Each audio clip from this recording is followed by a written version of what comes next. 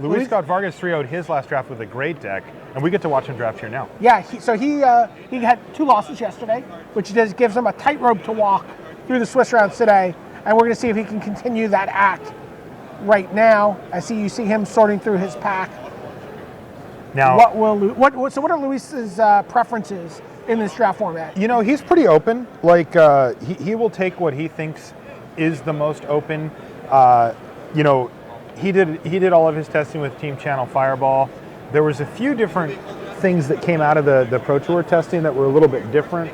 But I'd say Luis is sort of a middle ground drafter in this format. His last draft deck, let's take a look at what he got. Circle of Elders, I saw. Oh, that was a DC. Now he can just flip through really quickly because he knows what he's taking.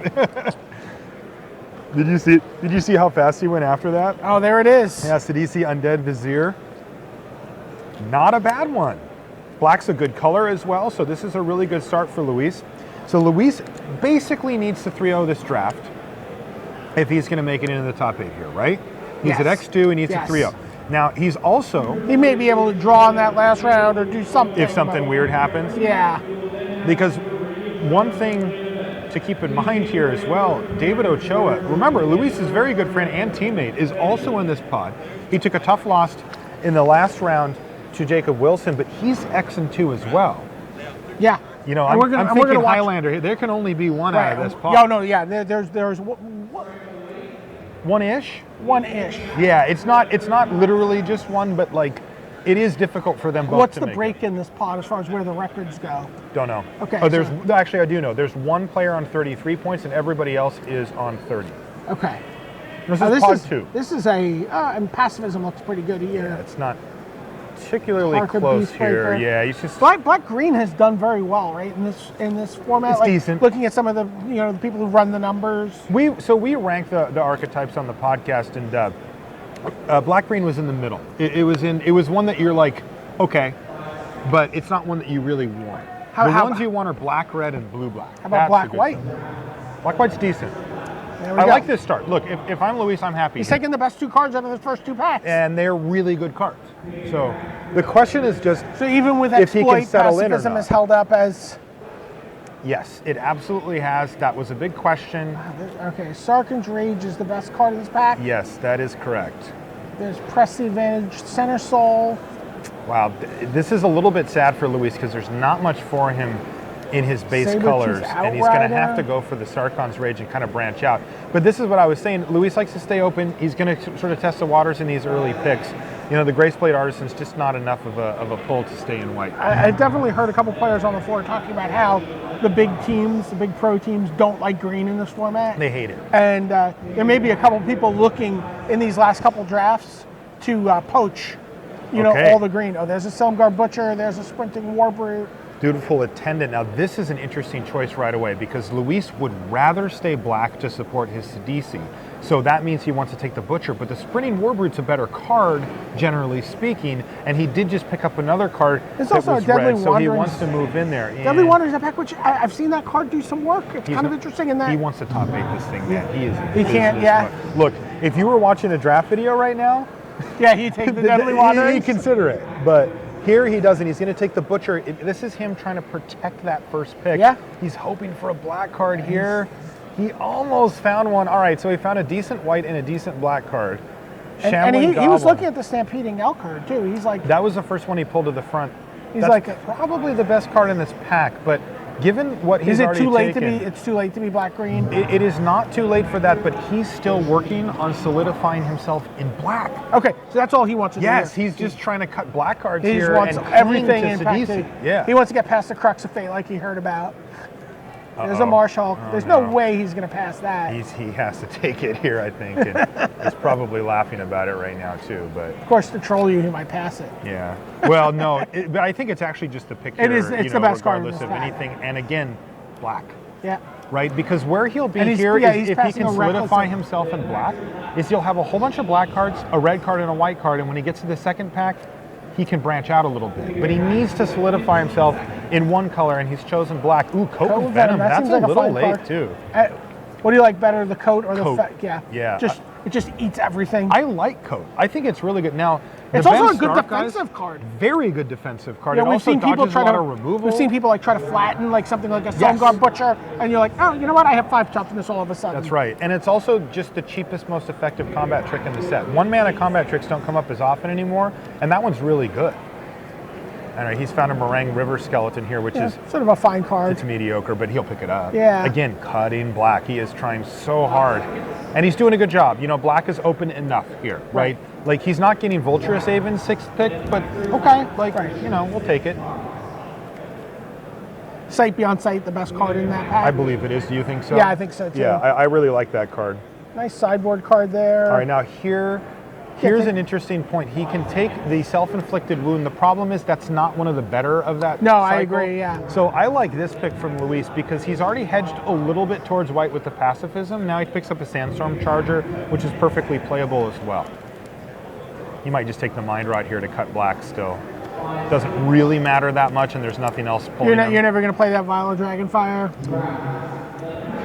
No, you might. Yeah. You might take that's that. kind of... I mean, Mind Rot's not a card that I think is signaling black to anyone. I might want... I But, agree. I agree with you. wow, All right, well, Wandering Tomb Shell. yeah, slam it. Okay, Luis is in a good spot. He's, you know, this pack hasn't been wonderful for him by any stretch. Wow, look at this. Whoa! Look at this. Dutiful Attendant and Deadly Wanderings come back. Takes the Dutiful Attendant, which is just spectacular. Remember, he's got that Silumgar Butcher Sidisi. and Sidisi. Okay, Kolaghan Stormsinger. All right, so he's got 2 cards in red and 2 cards in white. Everything else is black. And I like where Luis is at here. He is poised to be able to go hard into one of these other directions while still maintaining black. He got a Grave Purge last, which isn't really a thing. But when you have Sidisi and you find yourself in a grindy matchup, you can bring it in. I've seen situations where that card is playable. I have too. And it's usually out of the board when your opponent is just going to try to kill everything and you can go, all right, fine, I'll get 1 creature back and draw 3. You know, for the rest of the game. Yeah, it's kind of against that like red-black remove, like 1-for-1 removal deck. Right. And you're just like, you know what? I'm going to draw creatures for the next 3 or 4 turns of the game. And you're going to have to just outpace my top of my deck. And Yeah. plus, you know, Grave Purge is free in the sense that you get a card back right away. Yeah.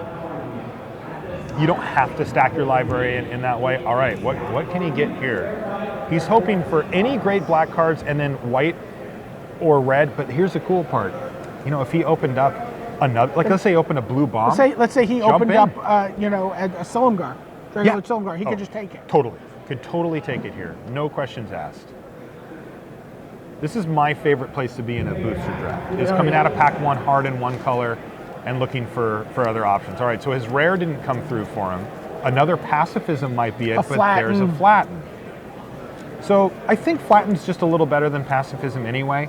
And since it's in his base color, he can just stay. He is guaranteed to be playing that flatten. Correct. By the way, there's That's a also good an Atarka free in that pack. I saw that. Yeah, I'm a big fan. And a Draconic Roar. Yeah, there's a Draconic Roar. There's also a Gurmag Drowner back there too. So good, or excuse me, I think it was a Drowner. Yeah. Yeah, so a good pack. But flatten seems to be the easy choice here, I think, for Luis. Yep.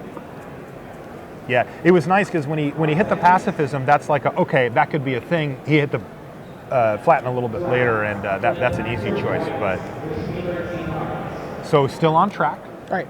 And again, he could do the same thing here and still. I mean, it happens and sometimes. just be like very black. It's quite dreamy when it does. Oh wow! Foul Renewal. Foul Renewal. He gets past it. Oh, this is great for Luis. What a good pickup. Some nice cards in this pack still too. Another Coat with Venom.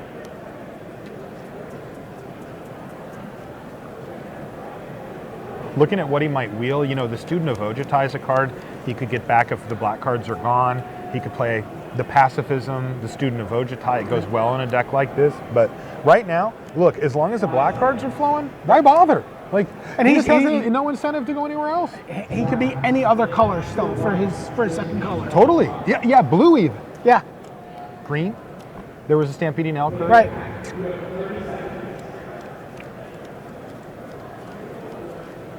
All right, he found a Hand of Silumgar, and I think that's the pick here too.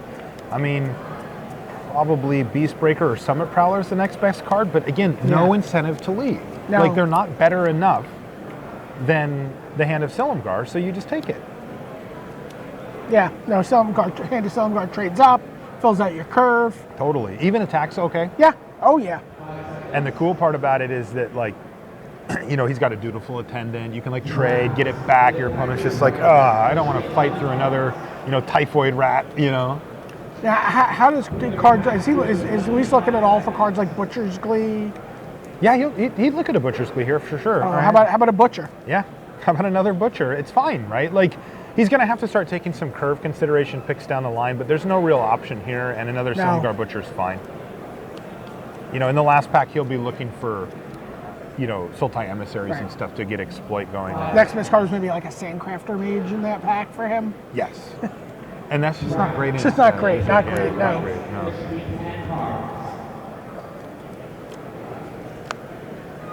All right. All right. This is the first signal he's gotten, and even then, I think he still just takes the hand. Epic Confrontation's a signal here a little bit that green's open, but he knows, like, here's the thing. Moving into green at this point in the draft has a big downside. There's not that much of it in Fate Reforged.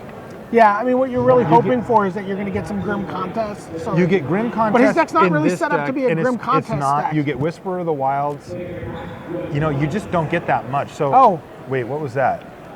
I believe that was a Necromaster Dragon. No way. It was a Ruthless Death Fang, right? Yeah, okay. You know what? With nothing else in the pack, I think you just picked that up here. That card is not, you know, he's got a lot of ways to exploit that card. You're right. He totally does. You know, that might be enough of a nudge. I also like Mirror Mockery in this deck, but I understand that when we're going for 3-0, we don't have time for such shenanigans. Yes, it's true. Again, in a draft video, he'd be all over it. There's another Meringue River Skeleton. There's another Towering Tomb. Oh, there's also a Sidisi's Faithful.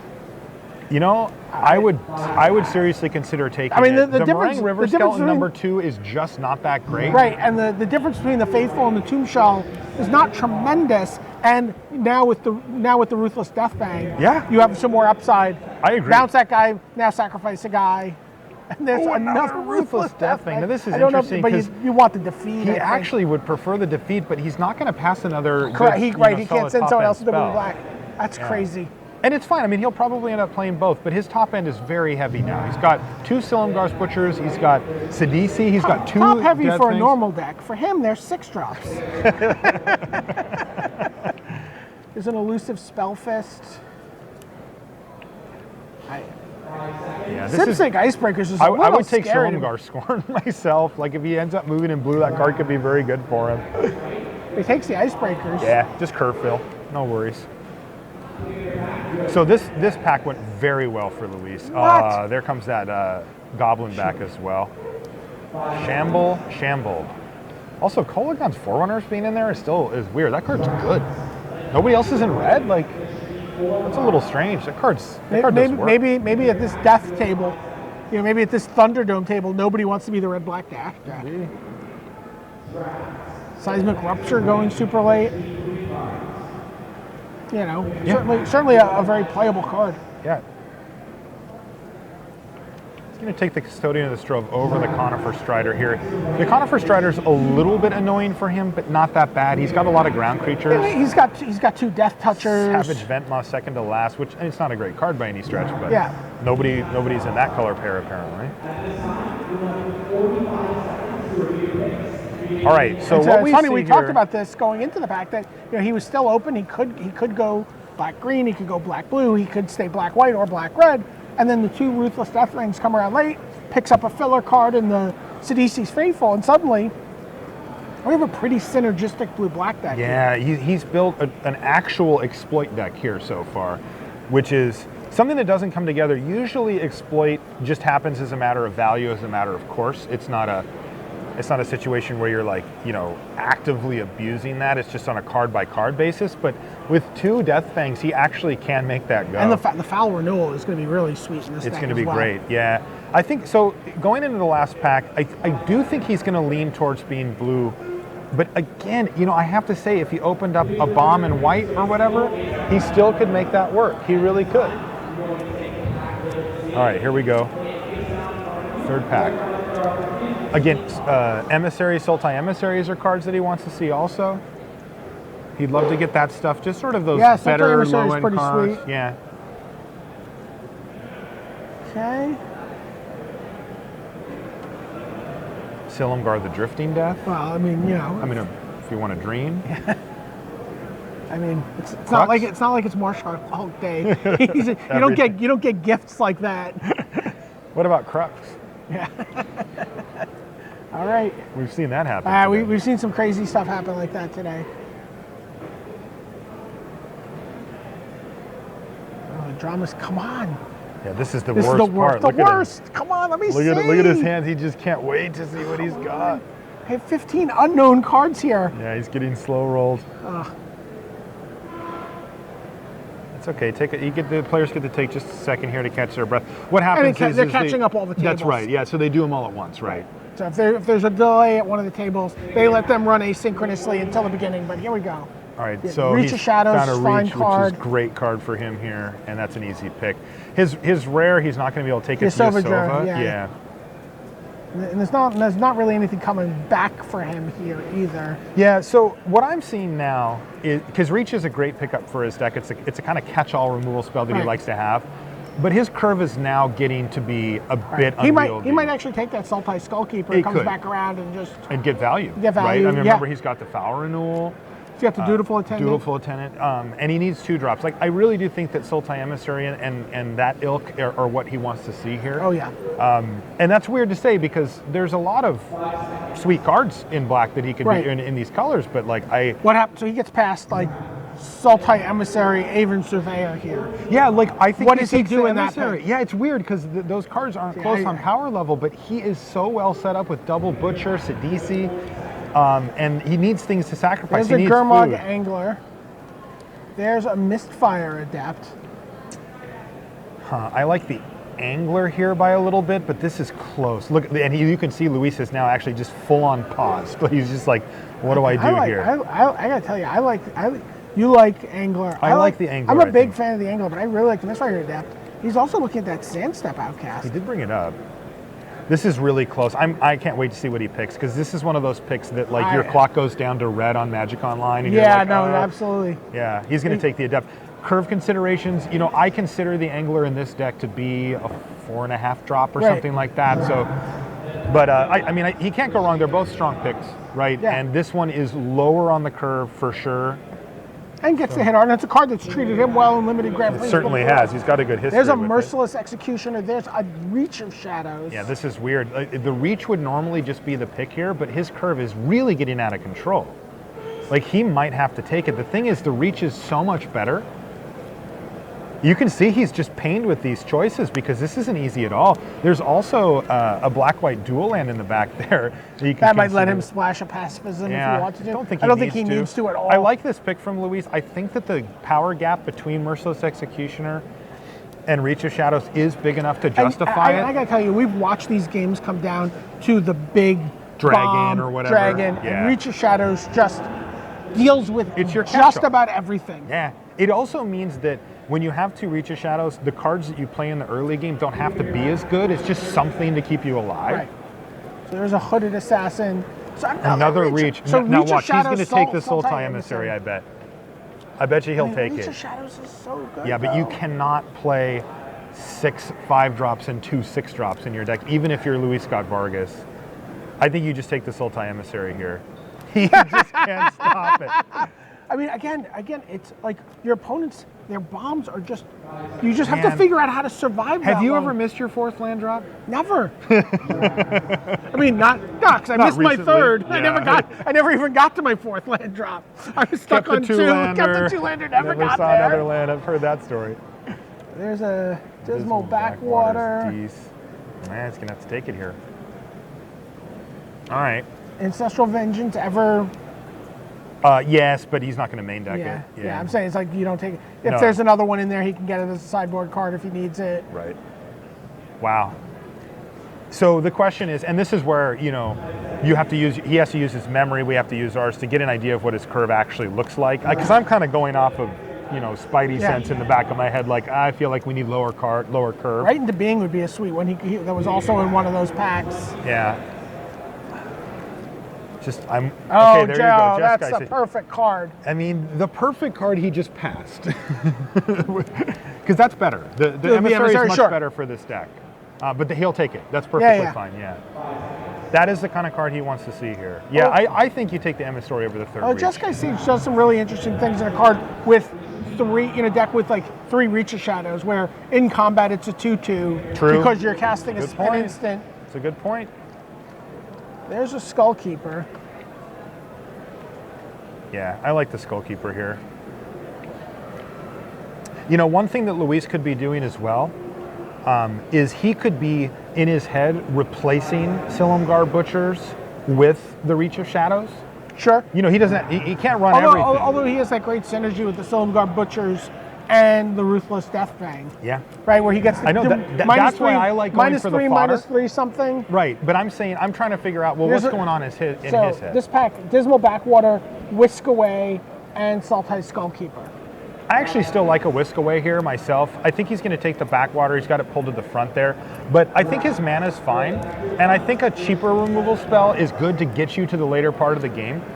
So I would prefer the Whisk Away there because I'm just not worried about my mana. But it's a solid pick either way. Like, that isn't one of those, like, that's, you know, a close pick. So. And another Skullkeeper. Yeah, I think that's that one that he would wield there. He has as many 2-drops now. You know, not necessarily the ones, we wanted. No. Not the Emissary, but... So let's zoom out here. This deck's sweet. Yeah. Like, this is a really good deck. Like, he could 3-0 this and find himself in the top 8. He got on an airplane after work. Enhanced awareness. Flew all night to get here because he doesn't want to lose. How do you like Renowned Weaponsmith just as a guy, you know, like against the fast decks that never put that? Oh, just as a 1/3? Yeah, just a 1/3. It's a good question. I don't know. I haven't got to do the Renowned Weaponsmith thing yet. Yeah, no, neither have I. I've played him as a 1/3. You know, out of the like I need you to. Yeah, I know. I need to ask you if it's good. I know. I haven't done it yet. Me down. So how do you like this deck? I like this deck a lot. I mean, this deck is... Hooded Assassin is kind of sweet here. He also has the Tranquil Cove for that passive. But he doesn't. He doesn't want. Right? He doesn't want that. He doesn't want that. He just doesn't need it anymore. I mean, his Reach of Shadows. I actually like Hooded Assassin quite a bit. Like in terms of like a curve filler. Mm-hmm. I mean, I've rarely ever used the assassin part. Yeah, it's usually just like a morph blocker. It's like I'm going to play a 2/3 on turn 3 and make you not attack me. Correct. Yeah, that makes sense. Oh, dark rare deal indeed. All right, so that's going to do it for Luis's draft here. I think it was good. Yeah, do you think he plays both Deathfangs? I do.